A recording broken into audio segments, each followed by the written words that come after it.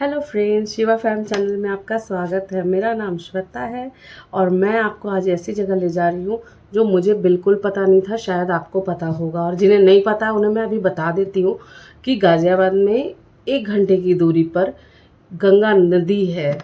तो मैं तो सुन के बहुत खुश हुई। अगर आपने भी पहली बार सुना है तो आप भी खुश हो जाओ, क्योंकि गाज़ियाबाद से 1 घंटे की दूरी पर गढ़मुक्तेश्वर धाम है। गढ़ गंगे भी उनको बोलते हैं, या आप छोटी हरिद्वार भी बोल लो।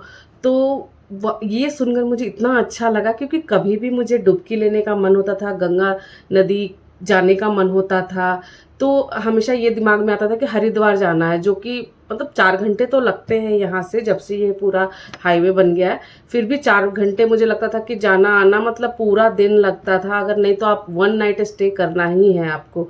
लेकिन अगर आप कहीं ऐसा हो कि बस जाना है डुबकी लगाकर और चले आना है, आपके पास ज़्यादा टाइम नहीं है, तो आप यहाँ जा सकते हैं। मैं सुन के बहुत खुश हुई थी। मैं फर्स्ट टाइम गई थी, तो बस उस दिन तो देखने में ही हो गया था कि क्या है यहाँ पे, कैसे है। मुझे उस दिन भी बहुत अच्छा लगा था। लेकिन मेरी दिल्ली से सिस्टर लोग आई हुई है, सारी सिस्टर बोल रही है कि मुझे वहाँ जाना है, मुझे घुमाओ। तो आज मैं उनको लेकर घुमाने जा रही हूँ और साथ के साथ मैं आपको भी घुमाऊंगी। तो चलते हैं, स्टार्ट करते हैं अपनी तैयारी जाने की। तो लेट्स गो। जय गंगे मैया। ये देखिए, ये हमारी फैमिली है और सब जाने के लिए रेडी हो रहे हैं। ये सारे दिल्ली से आए हैं। हाँ, ये देखिए, ये क्यूट से बच्चे, ये देखो, हेलो बोलो, आयु हेलो बोलो, आयु शिवा हेलो। यस, तो अब हम निकल रहे हैं घूमने के लिए और साथ के साथ मैं आपको भी दिखाऊंगी। तो चलते हैं।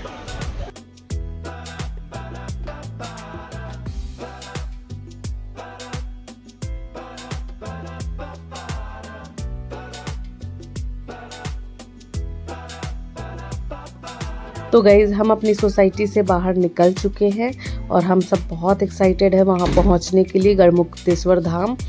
तो देखते हैं कब तक पहुँचते हैं। वैसे डिस्टेंस तो कितना होगा, अब 65 किलोमीटर दिखा रहा है और 57 मिनट में हम पहुँच जाएंगे।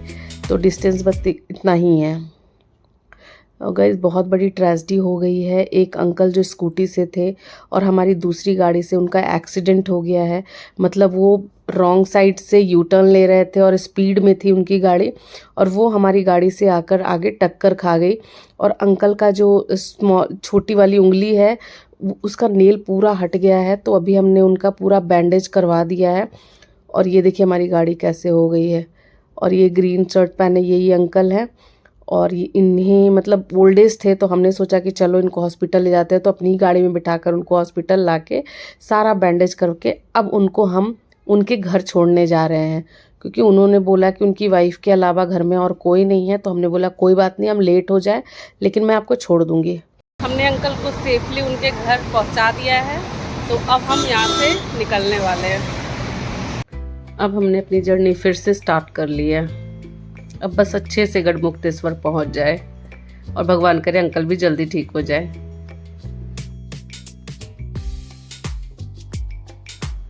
गढ़मुक्तेश्वर जो है वो हापुड़ ज़िले में आता है।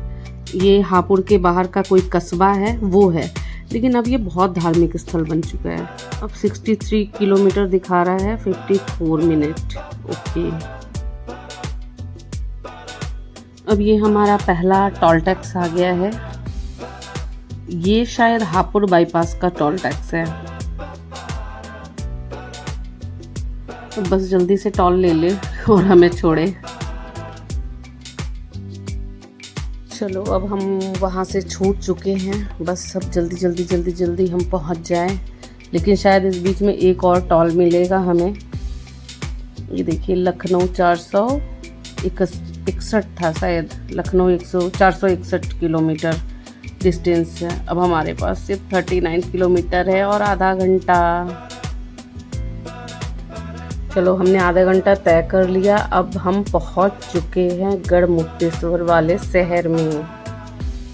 1 मिनट दिखा रहा है अभी भी, मतलब वो सेंटर का होता है ना। तो हम शहर में पहुंच चुके हैं। तो ये देखिए, ये है हमारा गढ़मुक्तेश्वर का शहर। पहले कस्बा था लेकिन अब ये शहर बन गया है।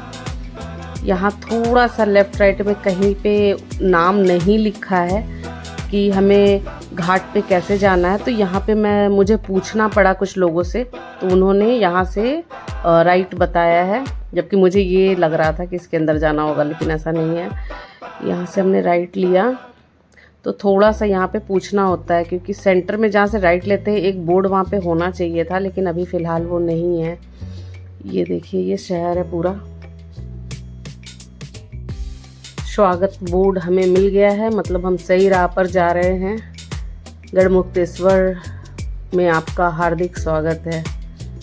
यहाँ पे थोड़ा सा ट्रैफिक है, आई थिंक आगे क्रॉसिंग है, रेलवे क्रॉसिंग, तो शायद इस कारण से उन्होंने आगे का गेट बंद कर रखा होगा, ट्रेन जा रही होगी तो उससे। ये देखिए मैंने सही बोला था, ये रेलवे क्रॉसिंग है, इसके कारण थोड़ा सा वहाँ पे हमें टाइम लगा ट्रैफिक में, बट ठीक है, वो भी क्या कर सकते हैं भाई, रोकना तो ज़रूरी है।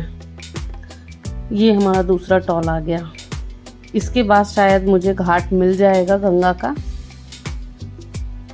इसे देख के ऐसा लग रहा था कि हम बाहर ही निकल रहे हैं। फाइनली हम वहाँ से निकल गए। अब पार्किंग में गाड़ी लगाने जा रहे हैं क्योंकि पार्किंग का चार्ज हमने दे दिया 60 रुपीज़। तो देखते हैं पार्किंग कहाँ पे है।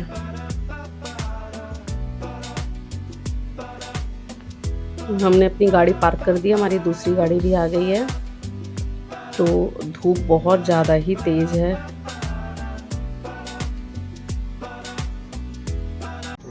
क्या लिया? कितना हो गया? टॉफ़ी कहाँ रखा? टॉफ़ी पॉकेट में रख लिया टॉफ़ी सारा, ठीक है। अब ये सब देख के मुझे बहुत अच्छा सा फील हो रहा है। ऐसा लग रहा है मैं कोई बड़े से जगह पे आ गई हूँ, मतलब धार्मिक जगह पे। मुझे बहुत पसंद है जब साइड में वो प्रसाद और माला ये सब मिलता है, तो मुझे लगता है कि आप मतलब मन को शांति मिलती है ये सब देख के कि अब दर्शन होंगे।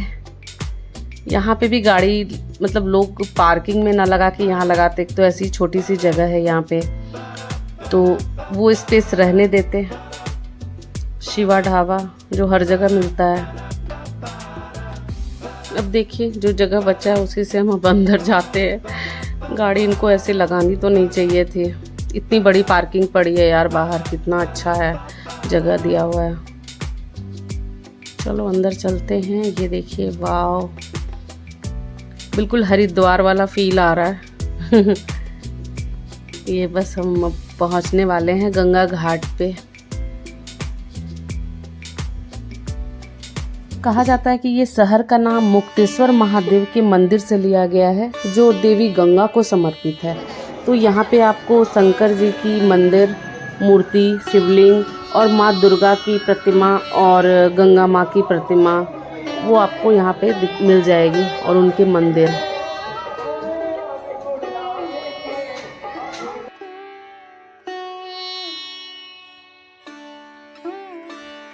और ये भी दावा किया गया है कि पांडवों की राजधानी हस्तिनापुर का ये हिस्सा है।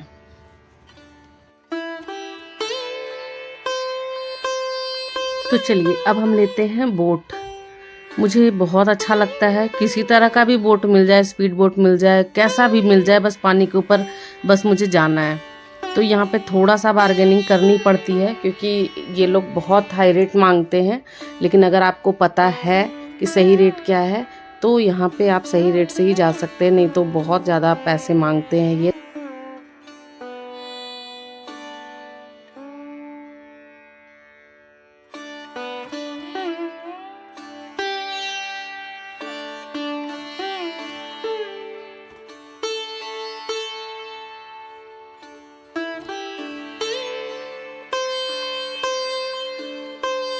अब हम पहुँच गए और ये थोड़ा आपको फील देगा बीच का। बिल्कुल मुझे ये बीच जैसा लगता है इधर का साइड, तो इसीलिए मैं स्पेशली बोट लेकर इधर साइड आती हूँ। और ये देखिए यहाँ पे प्रसाद और डब्बा सब कुछ मिलता है पानी के लिए। और मतलब यहाँ पे ना ये लोग कहते हैं कि जब पानी बढ़ जाता है मतलब बरसात के टाइम पे, तो ये सारा ख़त्म हो जाता है, सारा डूब जाता है। तो आप सोचिए इन लोग कितना मेहनत करते होंगे, जब पानी बढ़ता होगा तो ये सारा हटाते होंगे, फिर उसके बाद बरसात के बाद ये फिर से उसको बनाते होंगे, तो इसमें भी इनकी कितनी मेहनत लगती है। और ये देखिए यहाँ पर ये चारपाई रखे हैं, मतलब हम लोग उसको चौकी बोलते हैं। ये 100 रुपीज़ पर चौकी रखते हैं। और ये सारा कपड़ा यहाँ पे रख दो, बैग रख दो, एक पंडित जी पास में बैठे रहते हैं और वो सारा कुछ देखते रहते हैं। ये देखिए ये सीन कितना मस्त वाला है। उधर तो बिल्कुल हरिद्वार ही लग रहा है। ये बीच वाली फीलिंग आ रही है। आप कोई सा भी इंडिया का बीच ले लो, बिल्कुल वैसा ही फील आता है। और भीड़ भी बिल्कुल नहीं है यहाँ पे। आपको कैसा लग रहा है? अच्छा ही लग रहा है, पानी में जाके देखेंगे। नदी देखकर, गंगा नदी देखकर आपको अच्छा लगा? हाँ, बहुत अच्छा फ्रेश फील हो रहा है। अब नहाने के बाद और मजा आएगा, पानी से निकलने का मन नहीं करेगा।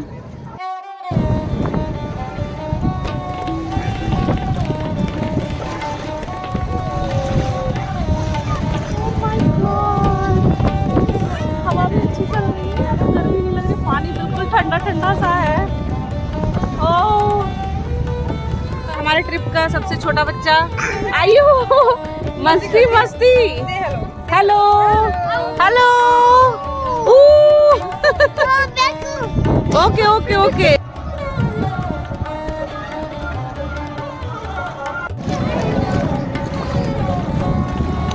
देखो सब, ये चुप चुप चुप चुप चुप चुप।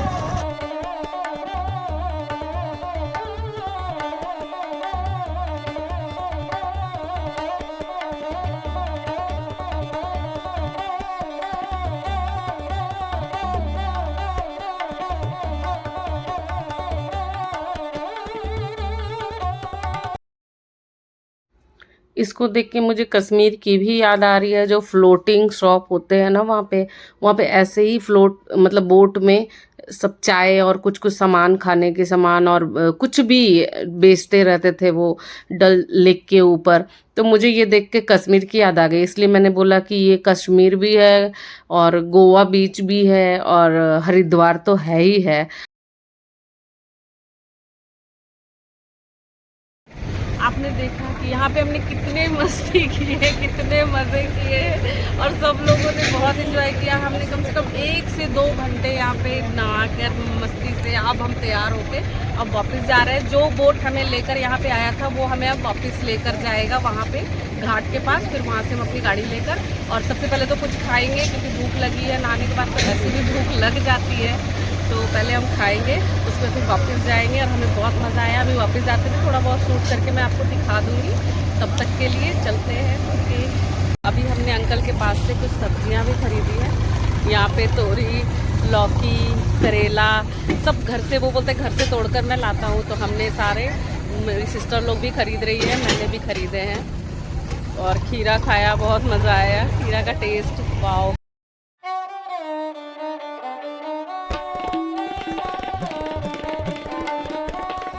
हाँ बताइए, 3 मई को क्या होता है? 3 मई को गंगा जी का जन्म उत्सव है। अच्छा, आप लोग यहाँ पर आएंगे तो बहुत अच्छा लगेगा आपको। और आके यहाँ पर पूरे घाट हरे भरे रहेंगे। हाँ। इतने जश्न मनाए जाते हैं, बहुत बढ़िया। और तरह तरह कार्तिक, की झांकियाँ निकलती हैं। अच्छा, और कार्तिक पूर्णिमा में भी मेला लगता है? कार्तिक पूर्णिमा में भी लगता है, लेकिन इसका अलग महत्व है। गंगा जी का हैप्पी बर्थडे जन्मदिन आप लोग ओके मनाओ। ओके, यहाँ लाखों पब्लिक आती है ठीक। के लिए, बहुत अच्छा लगेगा आपको आने। थैंक यू भैया, हम आएंगे जब। अगर आप कहीं भी घूमने जाए ना, ऐसी जगह चाय पीने का मज़ा ही कुछ और होता है। कुल्हड़ वाली चाय, उसमें अदरक, और ये अंकल लोग इतने मन से बनाते हैं कि मतलब चाय में टेस्ट ही अलग हो जाता है। तो मैं तो ढूंढ के ऐसी जगह चाय पीती हूँ। अब देखो अंकल कितने अच्छे से पूछ रहे हैं, उसमें चीनी ज़्यादा लोगे, कम लोगे, दूध कितना लोगे, बहुत अच्छे से बनाते हैं। आपको ये चीज़ रेस्टोरेंट या दूसरे होटल में ऐसा नहीं मिलेगा। सारे लोग चाय के लिए वेट कर रहे हैं और उस चाय की सुगंध भी इतनी अच्छी आ रही थी। अंकल ने अच्छे से, देखो अदरक कैसे कूट कूट कर उसमें डाल रहे हैं। मुझे इनका शौक बहुत अच्छा लगता है। बैठने के लिए भी एक चारपाई, मतलब खटिया। ये चाय बन गया हमारा, कुल्हड़ वाली चाय, और मात्र 10 रुपये में। और सबको टेस्ट बहुत पसंद आया चाय का।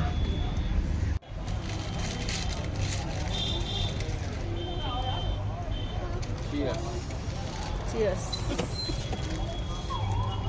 अब हम निकल रहे हैं दिल्ली की ओर। तो यहाँ से जाने का रास्ता बहुत इजी है, मतलब ऊपर आते ही हाईवे है। आने में तो पूरा टाउन के अंदर से लाया, लेकिन जाने में बिल्कुल हाईवे पकड़ के ही जाना है।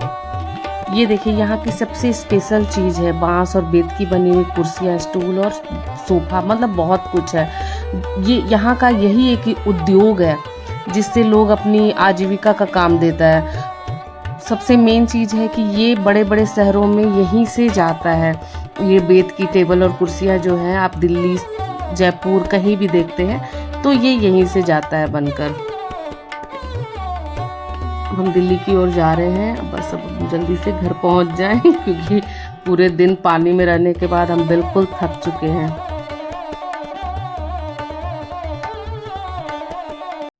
बस सामने मेरी सोसाइटी दिख रही है तो थोड़ी तसल्ली हुई कि अब हम घर पहुंच गए हैं।